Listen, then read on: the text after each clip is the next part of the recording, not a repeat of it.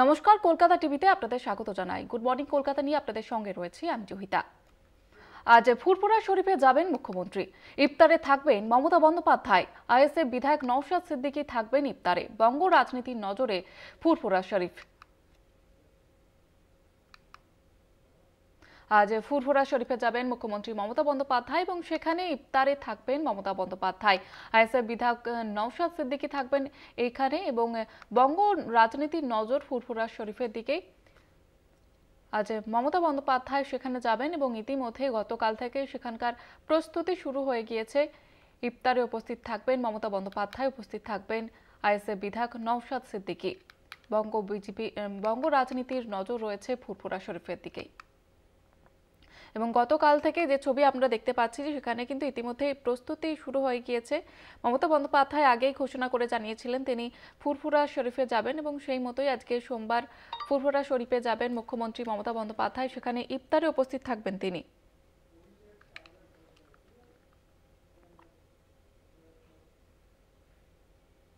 অভিষেক বন্দ্যোপাধ্যায়ের সেবাশ্রয় ক্যাম্পের বিপুল সাফল্য।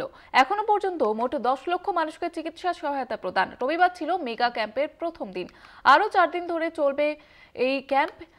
অভিষেক বন্দ্যোপাধ্যায় তিনি তার এই প্রকল্প চালু করেন, সেবাশ্রয় প্রকল্প, এবং এই যে সেবাশ্রয় ক্যাম্পের বিপুল সাফল্য সামনে এসেছে। এখনো পর্যন্ত মোট 10 লক্ষ মানুষকে চিকিৎসা সহায়তা প্রদান করা হয়েছে বলেই জানা যাচ্ছে এবং গত রবিবার ছিল মেগা ক্যাম্পের প্রথম দিন।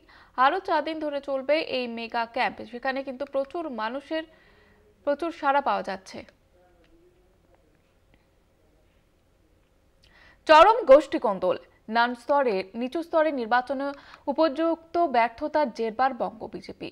রাজ্য সভাপতির মেয়াদ শেষ হলেও সুকান্ত মজুমদারের বিকল্প মেলেনি। এই প্রেক্ষাপটে দলকে আগামী 26 সালের বিধানসভা নির্বাচনে ঘুরে দাঁড় করাতে এতকাল কোণঠাসা হওয়ার পুরনো মুখে ভরসা রাখতে চাইছে বিজেপি। রবিবার কেন্দ্রীয় নেতৃত্বের সঙ্গে রাজ্য নেতাদের বৈঠকে নতুনদের পাশাপাশি পুরনো মুখকে গুরুত্ব দেওয়ার উপরে জোর দেওয়া হয়। 2026-এর বিধানসভা নির্বাচন এবার পুরনো মুখেই আস্থা রাখতে চাইছে বিজেপি। রবিবার সল্টলেকে বিজেপির কেন্দ্রীয় নেতৃত্বের সঙ্গে রাজ্যের সাংগঠনিক নেতৃত্বের বৈঠকে নতুনদের পাশাপাশি পুরনোদের গুরুত্ব দেওয়ার কথা বলা হয়েছে।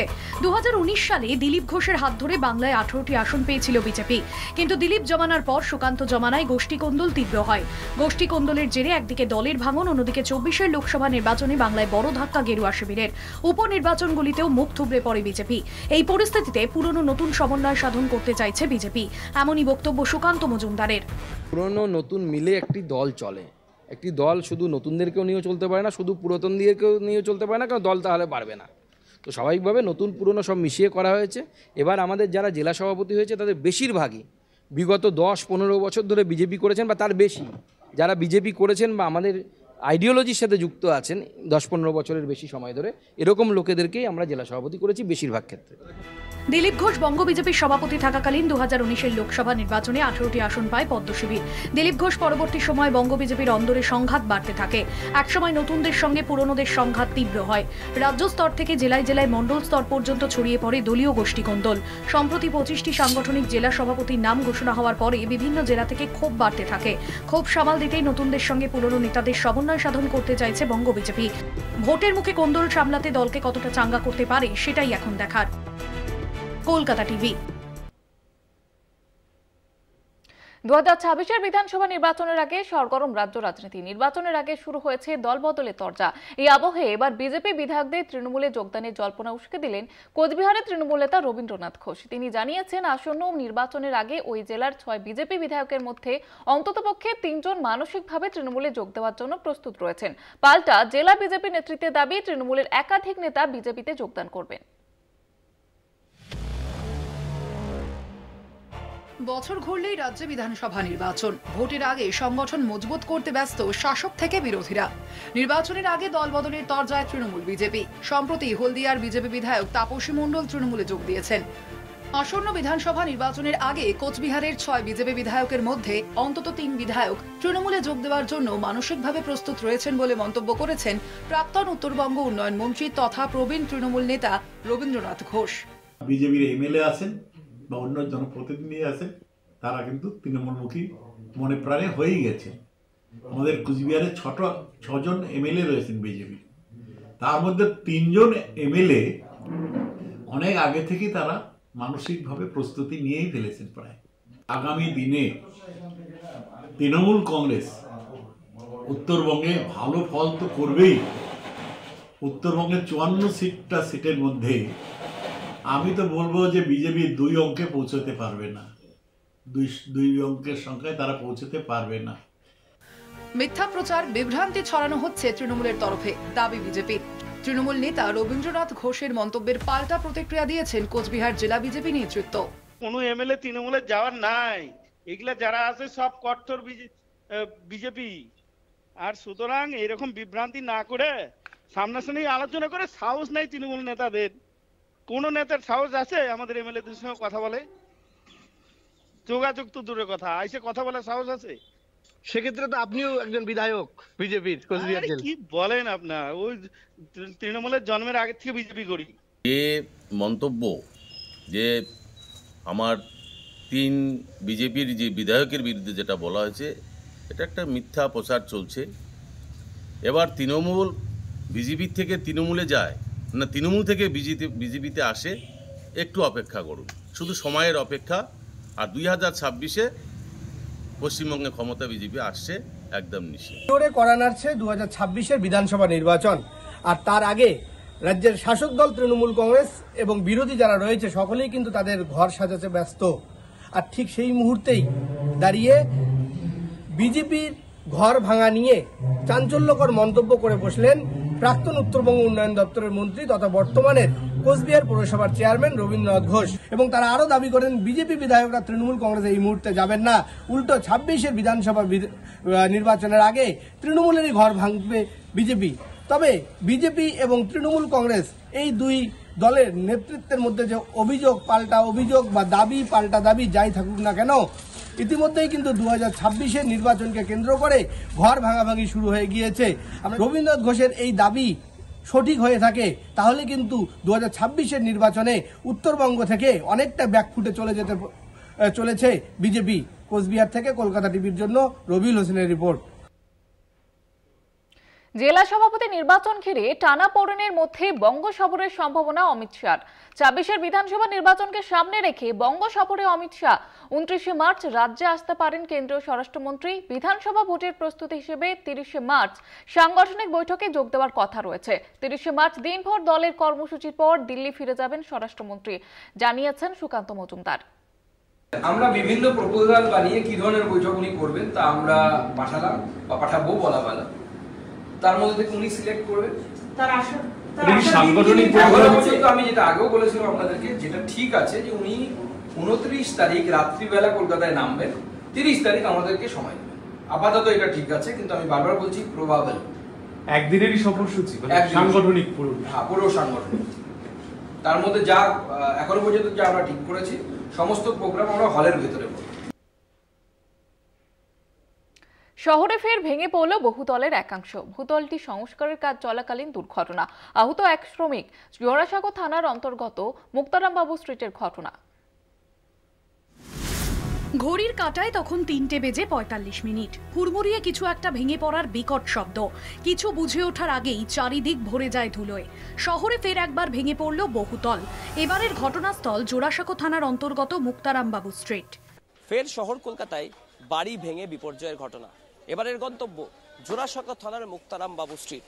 ঠিক এই যে বাড়ি, এই বাড়ি দীর্ঘদিন ধরে এখানে অবস্থিত এবং বাড়ির যে সামনের অংশ, সেই সামনের অংশে বেশ কিছুদিন ধরে পুনর্নির্মাণ করার কাজ চলছিল এবং সেই কাজ করতে গিয়েই বাড়ির সামনের অংশটি পুরো ভেঙে পড়ে। এখন এটা পড়লো, ধাম করে আবার আসলো, আবার আবার পরে পুরো ধুলো ধুলো হয়ে গেল। আমি দৌড়ে দৌড়ে ওখান থেকে আসলাম, এসে দেখলাম পুরো ধুলো ধুলো, মানে তারপরে একটু হালকা হলো, পুরো ধুলো ধুলো ভর্তি ছিল, মানে পুরো ড্রাই তো পুরো ধুলো ছিল। তারপরে আমি এসে দেখলাম একটু ধুলোটা কম হলো, দেখছি একটা লোক আটকে ছিল, ওতে লেবার ছিল, আটকে গেছিল। তারপরে ওকে আমি একটা ছেলে আর ধরে ওকে তুলে নিয়ে গিয়ে মেডিকেল পাঠালাম। তারপরে সবাই এসে দেখে হচ্ছে আর ওই হাতে ইনজোর্ড হয়েছে, একটু পায়ে হয়েছে, কিন্তু একটু ভয় খেয়ে গেছিল। বহুতলটি বেশ পুরনো, চলছিল সংস্কারের কাজ। কাজ চলাকালীন আটকে পড়েন 1 শ্রমিক।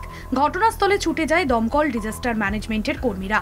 দ্রুততার সঙ্গে শুরু হয় উদ্ধার কাজ। ঘটনাস্থলে যান উত্তর কলকাতা বিজেপি জেলা সভাপতি তমগ্ন ঘোষ।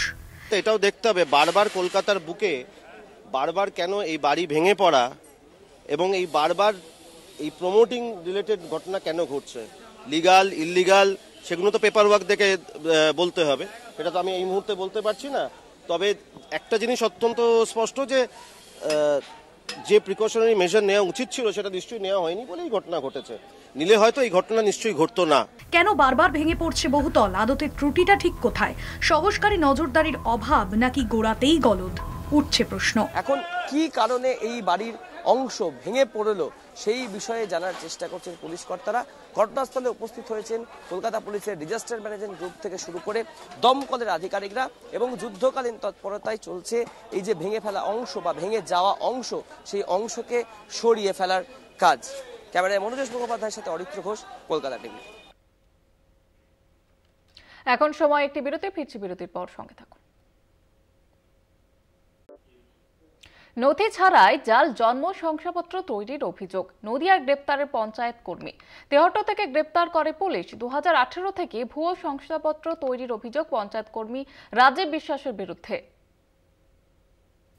জাল জন্ম সার্টিফিকেট তৈরি করার অভিযোগ। বিজেপি, সিপিআইএম ও কংগ্রেস পরিচালিত পলাশীপাড়ার সাহেবনগর পঞ্চায়েতের ঘটনা। নথি ছাড়াই ভুয়ো বার্থ সার্টিফিকেট ইস্যুর অভিযোগে পঞ্চায়েতের জন্মমৃত্যু বিভাগের এক কর্মীকে গ্রেফতার করেছে পলাশীপাড়া থানার পুলিশ।